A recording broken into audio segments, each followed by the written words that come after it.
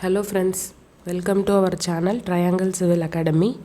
இன்னைக்கு நம்ம பார்க்க போற வீடியோ வந்து design of two-way slab. அதில் வந்து நம்ம restrained slab வந்து பார்க்க போறோம்.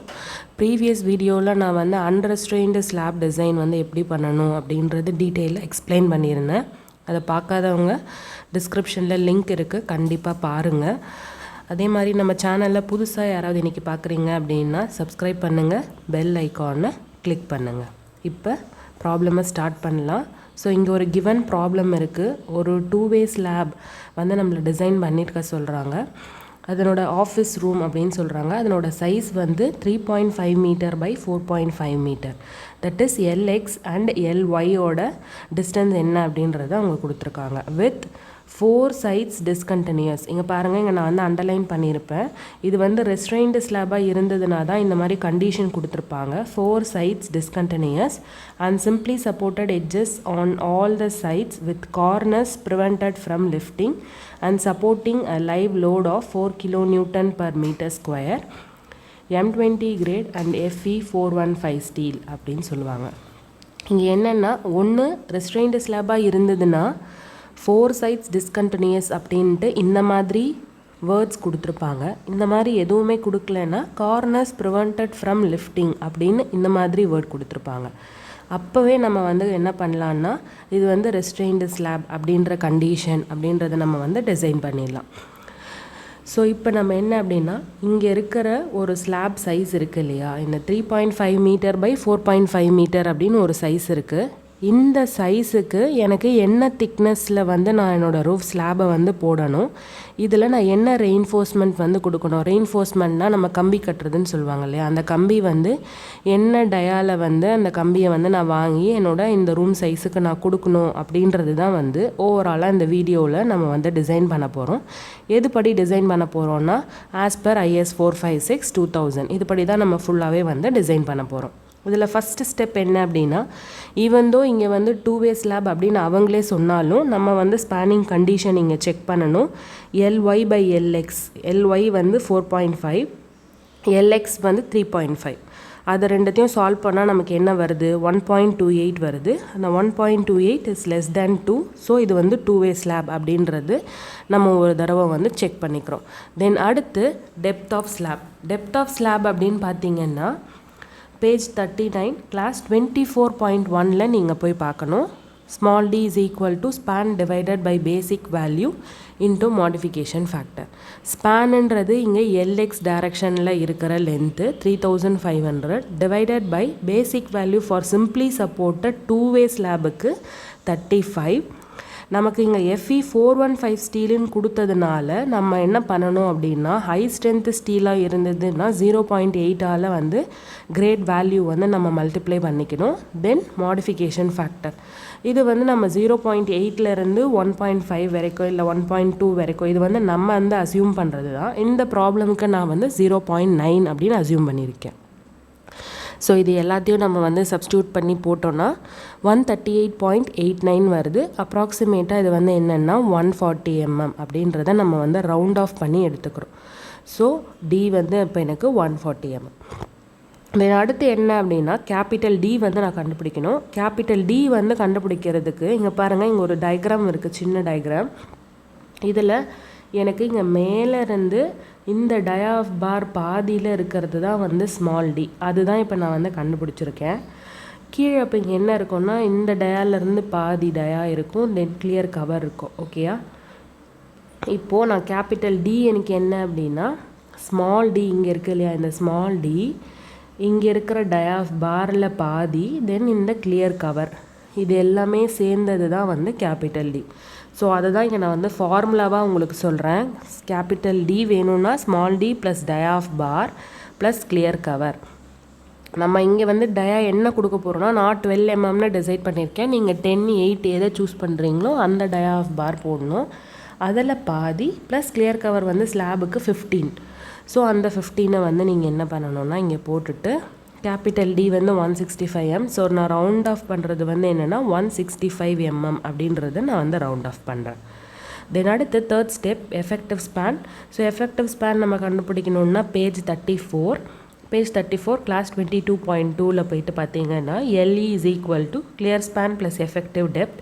clear spanன்றது வந்து என்ன நமக்கு LX 3500 plus effective depth வந்து 140. So 3640 mm. தென் அடுத்து LE is equal to center to center of support. center to center of support அப்படின்றது என்ன அப்படின்னா இங்கே எழுதியிருக்கிறது உங்களுக்கு தெரியுதா? LE is equal to center to center of support. இங்கே பார்த்தீங்கன்னா 230 நமக்கு வால் திக்னஸ் வந்து 230/2. ஸோ இங்கேருந்து சென்டர் பாதி எடுக்கணும், இந்த பக்கம் அதே மாதிரியே பாதி எடுக்கணும். ஸோ ஓவராலாக 3500ஓட ஒரு 230 நம்ம ஆட் பண்ணால் போதும். நான் ரெண்டு சைடோட வேல்யூவும் எடுத்தால் தான் உங்களுக்கு புரியுன்றதுக்காக இந்த பக்கம் இருக்கிற திக்னஸில் பாதி, அதே மாதிரி இந்த பக்கம் இருக்கிற திக்னஸில் பாதி எடுத்திருக்கேன். ப்ளஸ் உங்களோட LXோட வேல்யூ 3500. ஸோ டோட்டலாக எனக்கு 3730 வருது. இந்த 3730ல் முன்னாடி வந்து 3640 வந்தது. ஸோ இது ரெண்டுத்தில் விச்செவர் இஸ் லெஸ் அதுதான் வந்து நம்ம எப்பயுமே எடுப்போம். அதுதான் நமக்கு கோட் புக்கோட கண்டிஷன். தென் அடுத்து fourth load calculation. Load calculation பார்த்தீங்கன்னா self weight of slab. Self weight of slab வேணும்னா நமக்கு என்னது? Capital D into density of concrete. Capital D வந்து 165 mm, இங்கே வந்து மீட்டரில் போட்டிருக்கோம். 0.165 இன்டூ 25. அப்போ அது என்ன வருது? 4.125 kilo newton per metre square வருது. லைவ் லோடு என்ன வருது? 4 kilo newton per metre square வருது. ஃப்ளோர் ஃபினிஷ் வந்து 1ன்னு நீங்கள் வந்து அசியூம் பண்ணிக்கலாம், இல்லை 0.6 எது வேணால் நீங்கள் வந்து அசியூம் பண்ணிக்கலாம். இந்த ப்ராப்ளம்க்கு நான் இங்கே 0.6ன்னு வந்து அசியூம் பண்ணியிருக்கேன். எனக்கு இங்கே சர்வீஸ் லோட் கிடைக்கிது. இந்த சர்வீஸ் லோடோட நான் வந்து என்ன மல்டிப்ளை பண்ண போகிறேன்னா 1.5 வந்து மல்டிப்ளை பண்ண போகிறேன். மல்டிப்ளை பண்ணி ஃபேக்டர்டு லோடு என்ன அப்படின்றத நான் ஃபைண்ட் அவுட் பண்ண போகிறேன். ஃபேக்டர்டு லோடு வந்து 13.08 kilo newton per metre square. So எனக்கு வந்து பர் மீட்டர் ஸ்கொயருக்கு வேணாம், எனக்கு பர் மீட்டருக்கு தான் வேணும். அதனால் நான் வந்து இங்கே என்ன பண்ணுறேன், பர் மீட்டரில் அதை வந்து நான் டிவைட் பண்ணுறேன். ஸோ இப்போ எனக்கு இங்கே என்ன கிடைக்கிதுன்னா ஃபேக்டர்டு லோட் கிடைக்கிது. So fifth step moment calculation. Moment கேல்குலேஷனில் நீங்கள் என்ன பண்ணணும் அப்படின்னா ரெஃபர் டேபிள் 26 பேஜ் 91. இதில் இந்த 2-way ஸ்லாப்லேயே வந்து நமக்கு சேஞ்ச் ஆக போகிறது இங்கே மட்டும்தான். Refer table 26 page 91. அதில் ரெஸ்ட்ரெயின்டு ஸ்லாபில் நமக்கு என்ன கண்டிஷன்னா 4 சைட்ஸ் டிஸ்கண்டினியூஸ்னு சொல்லியிருக்காங்க. இந்த டேபிளில் மொத்தம் 9 கண்டிஷன் இருக்குது. அந்த 9 கண்டிஷனில் நமக்கு கொடுத்த கண்டிஷன் எங்கே இருக்குன்ட்டு நீங்கள் போய் செக் பண்ணிங்கன்னா ரெஸ்ட்ரெயின்டு ஸ்லாப் கண்டிஷன் நம்பர் 9 தான் வந்து நமக்கு மேட்ச் ஆகுது. அந்த 9ஓட வேல்யூ என்ன அப்படின்றத எடுக்கணும். நம்ம இங்கே கோட் புக் சைடில் பாருங்கள், இது வந்து உங்களுக்கு இங்கே தெரியும். கண்டிஷன் நம்பர் 9, அதில் LY/LX வர்டிக்கல் காலமில் LY/LXோட வேல்யூ இருக்கும். அதில் ஃபஸ்ட்டு α(x) இருக்கும், லாஸ்ட்டு காலமில் α(y) இருக்கும். ஸோ LY/LXோட வேல்யூ வந்து டைரெக்டாக நம்மளால் எடுக்க முடியல. அதனால் நான் பை இன்டர்போலேஷன் இங்கே எடுக்க போகிறேன். 1.2க்கு வந்து என்னென்னா 0.072, 1.3க்கு என்னென்னா 0.079. இப்போ இங்கே வந்து என்னென்னா α(x) is equal to 0.072 plus எனக்கு இதிலிருந்து தான் வேல்யூ வந்து ப்ளஸ் ஆகுது. அதனால் நான் இங்கே வந்து என்ன பண்ணியிருக்கேன், ப்ளஸ் பண்ணியிருக்கேன். 0.079 மைனஸ் 0.072, 1.3 மைனஸ் 1.2. அதாவது இந்த 1.28ன்றது இது ரெண்டுத்துக்கும் நடுவில் இன்பிட்வீனில் தான் இருக்குது. அதனால் இந்த மாதிரி நம்ம போடுறோம். So 1.28 minus 1.2. ஸோ α(x)ஓட வேல்யூ எனக்கு தெரிஞ்சிருச்சு. α(y) வந்து டைரெக்டாக எனக்கு வந்து 0.056 கோட் புக்லேயே நமக்கு இருக்குது. அடுத்த ஸ்டெப் என்ன அப்படின்னா அந்த α(x) வச்சு நம்ம வந்து என்ன பண்ணணும்னா மொமெண்ட் வந்து கால்குலேட் பண்ணணும். Moment in shorter span and moment in longer span. இப்போ மொமெண்ட் இன் ஷார்ட்டர் ஸ்பேன் வேணும்னா α(x) வேணும். α(x)ஓட வேல்யூ நமக்கு தெரியும், factored load then LEX. So அது வந்து 13.34 kilo newton metre. Then MY வேணும்னா α(y) எனக்கு தெரியும், ஃபேக்டர்ட் லோட். இங்கே வந்து நான் தப்பாலாம் எழுதலை, LEXன்னு ஃபார்முலாவே நமக்கு வந்து என்னென்னா ரெண்டு வேல்யூமே நம்ம வந்து ஷார்ட்டர் ஸ்பேன் LEX டிஸ்டன்ஸு தான் வந்து நம்ம எடுக்கிறோம். இந்த ஃபார்முலா வந்து பேஜ் நம்பர் உங்களுக்கு ரெஸ்ட்ரெயின்டு ஸ்லாப் அப்படின்னு நமக்கு ஸ்டார்ட் பண்ணும் இல்லையா, 90லே இருக்கும். அதில் ஃபஸ்ட் பேஜ்லேயே இந்த ஃபார்முலா உங்களுக்கு இருக்கும். So MY is equal to 0.056 into factored load 13.08 into 3.64. எனக்கு இப்போ என்னென்னா ஷார்ட்டர் ஸ்பேன் மொமெண்ட்டும் தெரிஞ்சிருச்சு, லாங்கர் ஸ்பேன் மொமெண்ட்டும் தெரிஞ்சிருச்சு. ஸோ இதில் எது வந்து highest span, that is highest momentum. அதிகமான மொமெண்ட்டுக்கு நான் என்னென்னா டெப்த்து வந்து கண்டுபிடிக்க போகிறேன். அந்த ஃபார்முலா என்னென்னா mu max equal to 0.138 into FCK BD square அப்படின்னு சொல்கிறாங்க. நம்ம எப்பயுமே இந்த வந்து டெப்த் செக் பண்ணுவோம் இல்லையா. So small d is equal to 13.34 into 10 to the power of 6 divided by 0.138 into 20 into 1000. So d required என்ன அப்படின்னா 69.52. நான் என்ன ப்ரொவைட் பண்ணியிருக்கேன், 140 ப்ரொவைட் பண்ணியிருக்கேன். அப்போ நான் வந்து தேவையானதை விட கொஞ்சம் அதிகமாக தான் கொடுத்துருக்கேன். அதனால் என்னோடய ஸ்ட்ரக்சர் வந்து சேஃப் அப்படின்ட்டு ஃபஸ்ட்டு நம்ம இங்கே ஒரு செக் வந்து பண்ணுறோம். இப்போ தான் மெயினாக நம்ம என்ன பண்ண போகிறோம், மொமெண்ட் ஷார்ட்டர் ஸ்பேனுக்கும் நான் ரெயின்ஃபோர்ஸ்மெண்ட் டிசைன் பண்ணணும், லாங்கர் ஸ்பேனுக்கும் நான் வந்து ரெயின்ஃபோர்ஸ்மெண்ட் டிசைன் பண்ணணும். அந்த ரெயின்ஃபோர்ஸ்மெண்ட் ஆஃப் பார் என்னவோ அதுதான் அந்த எல்எக்ஸ் டைரக்ஷன்லேயும் எல்ஒய் டைரக்ஷன்லேயும் நம்ம வந்து ப்ரொவைட் பண்ணுவோம். ஸோ ஃபஸ்ட்டு இங்கே வந்து இந்த ஃபார்முலா வேணும்னா பேஜ் 96 annex G 1.1bயில் போயிட்டு நீங்கள் பாருங்கள். MUX வந்து என்னது 13.34. இது வந்து கிலோ நியூட்டன் மீட்டரில் இருக்குது. நம்ம நியூட்டன் எம்எம்க்கு மாற்றுறதுனால இங்கே வந்து 10 to the power of 6 இருக்குது. ஸோ இந்த ஃபார்முலா அந்த கோட் புக்கிலேருந்து நீங்கள் என்ன பண்ணணும், எடுத்து எழுதிட்டு வேல்யூ எல்லாமே வந்து சப்ஸ்டியூட் பண்ணுங்கள். 0.87 FY வந்து என்ன value 415 AST into 140 1 minus AST into 415 divided by 1000 into 140 into 20. So இது எல்லாத்தையும் சப்ஸ்டியூட் பண்ணி கேல்குலேட்டரில் சால்வ் பண்ணிங்கன்னா AST வேல்யூ 275 mm வருது. ஸோ மெயின் பார் ஷார்ட்டர் ஸ்பேனில் நான் 12 mm டயா கொடுக்க போகிறேன்.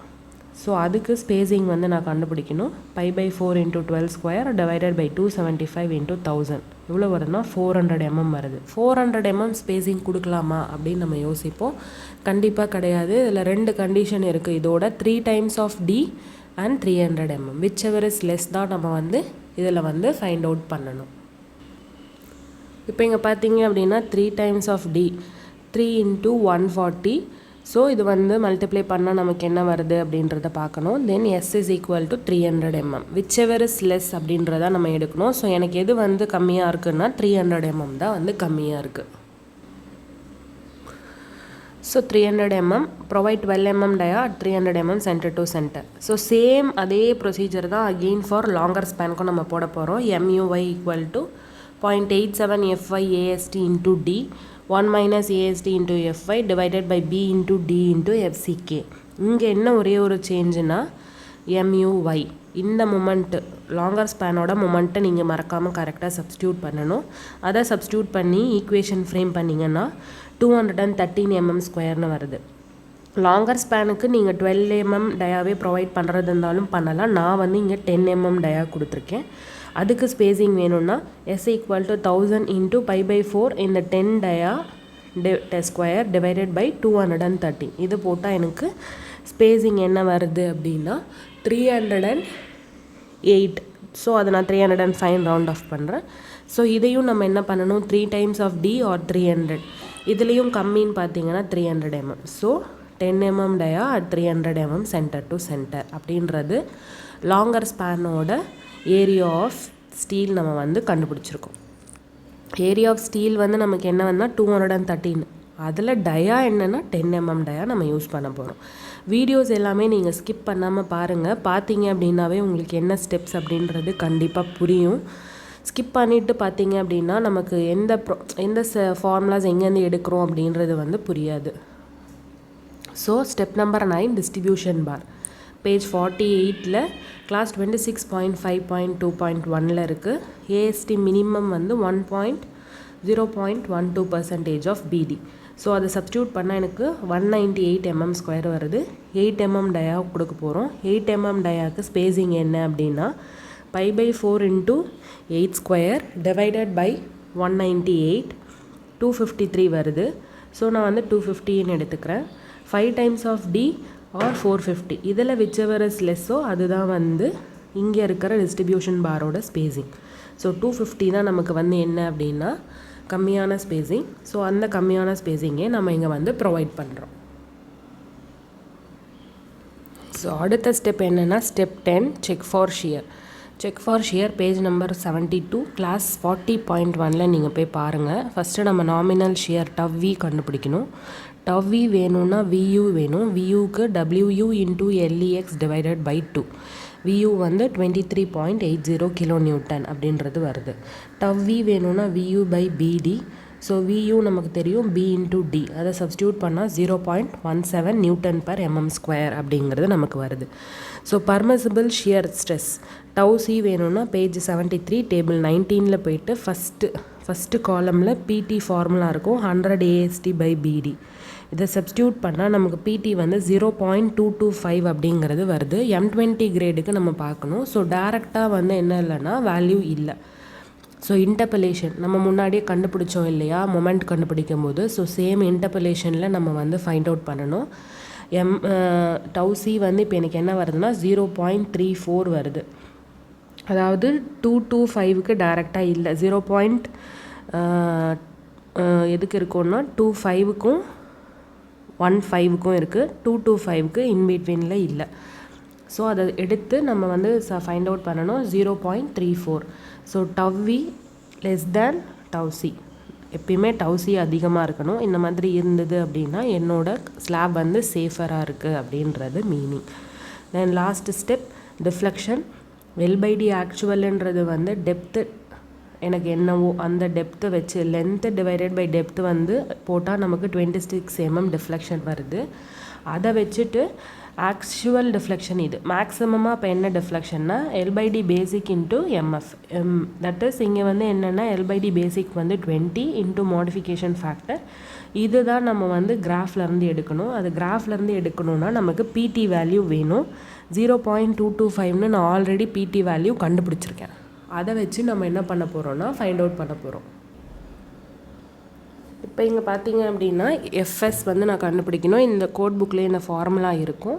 0.58 into FY AST required divided by AST provided into இந்த 1000ன்றது வந்து இங்கே என்னென்னா AST ப்ரொவைடட் எப்படி கண்டுபிடிக்கணும்னா நான் என்ன டயாஃப் பார் போட்டிருக்கேனோ டயாஃப் பார் டிவைடட் பை ஸ்பேசிங் இன்ட்டு 1000. அதுதான் வந்து AST ப்ரொவைடட். AST ரெக்வயர்டுன்றது டேரெக்டாக நம்ம வேல்யூ அங்கே வந்திருக்கோம் இல்லையா, அந்த வேல்யூ.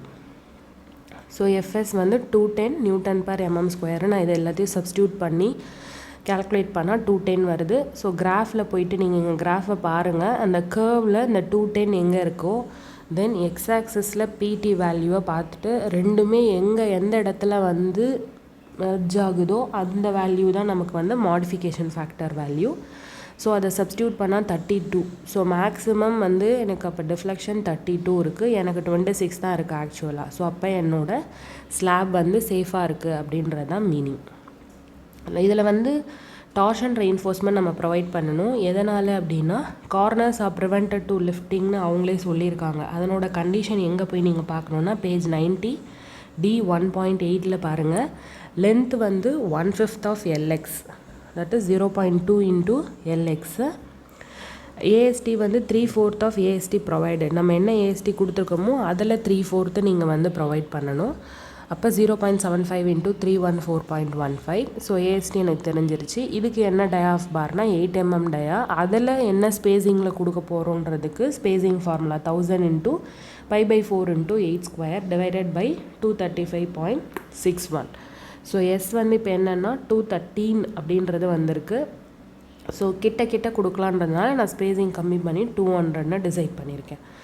ஸோ ஓவராலாக நம்ம என்னெல்லாம் டிசைன் பண்ணியிருக்கோன்னா லாங்கர் ஸ்பேனுக்கு ஒரு ரெயின்ஃபோர்ஸ்மெண்ட்டு என்ன கொடுக்க போகிறோன்றது, லாங்கர் ஸ்பேன், தென் அடுத்து ஷார்ட்டர் ஸ்பேன், அப்புறம் இங்கே டார்ஷன் ரெயின்ஃபோர்ஸ்மெண்ட். இந்த ஸ்லாபுக்கு என்ன திக்னஸ் கொடுக்கணும் அப்படின்றதான் நம்ம வந்து டிசைன் பண்ணியிருக்கோம். இதுதான் உங்களோட ரூம் சைஸ். இந்த ரூம் சைஸுக்கு என்ன திக்னஸ்ஸு என்ன டயாஃப் பார் கொடுக்க போகிறோம், கார்னர்ஸ் வந்து ப்ரிவெண்ட் பண்ணுறதுக்கு டார்ஷன் ரெயின்ஃபோர்ஸ்மெண்ட் என்ன கொடுக்கணும் அப்படின்றதான் டிசைன் பண்ணியிருக்கோம். டிசைன் பண்ணியிருக்கிறத இங்கே நான் டயக்ராமாக போட்டிருக்கேன்.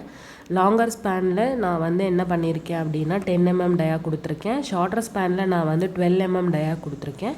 தென் இங்கே வந்து நான் டார்ஷன் ரெயின்ஃபோர்ஸ்மெண்ட் ப்ரொவைட் பண்ணியிருக்கேன். இதனோட கட் செக்ஷன் தான் கீழே வந்து இருக்குது. ஓகேயா, கண்டிப்பாக உங்களுக்கு இந்த வீடியோ வந்து புரிஞ்சிருக்கும் அப்படின்னு நினைக்கிறேன். பிடிச்சிருந்ததுன்னா லைக் பண்ணுங்கள், ஷேர் பண்ணுங்கள், சப்ஸ்கிரைப் பண்ணுங்கள். தேங்க்யூ.